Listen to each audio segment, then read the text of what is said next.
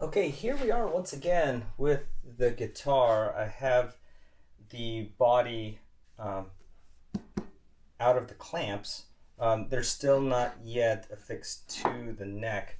The next step that I'm going to do is I have to rough cut this, but in the meantime, it's a good opportunity to make the template not just for the body's outer edge, but also for the hollow body cavity, the semi-hollow body cavity. So I'm going to be routing a relatively large cavity inside both sides of the body. So I'd like to have the shapes set up. So what I've done is I've taken, I don't have tracing paper, so I'll use some wax paper, and I've got the outlines. I don't know if you can see that. Relatively traced out.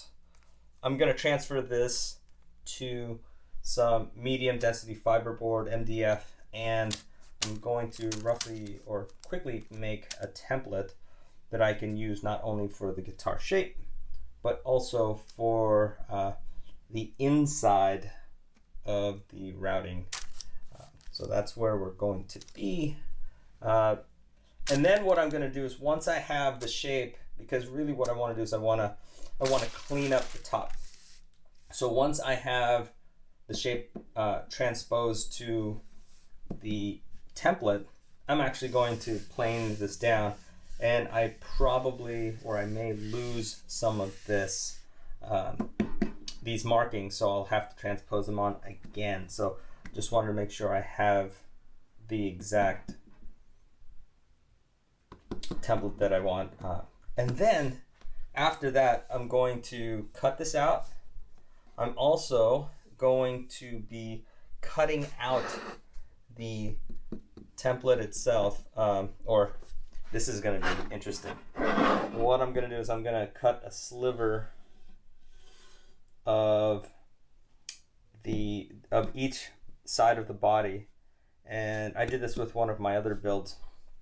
And then so I'm going to route from the back, and then I'm going to stick that other piece on top once I'm done, and that's going to be the full body. So it's going to be kind of neat. You'll understand hopefully as we get along in the guitar build. But we've done all the fine work, or mostly all the fine work, with the neck, and now it's time to work on the body.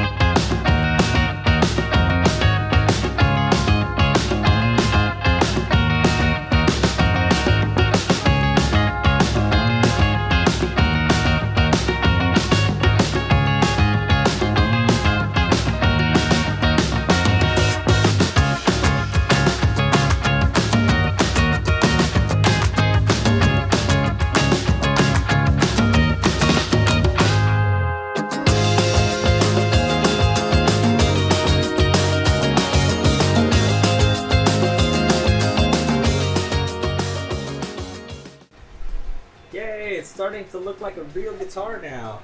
A couple things. I just rough cut the body, and I just wanted to line up all the pieces. This is just what it's roughly going to look like.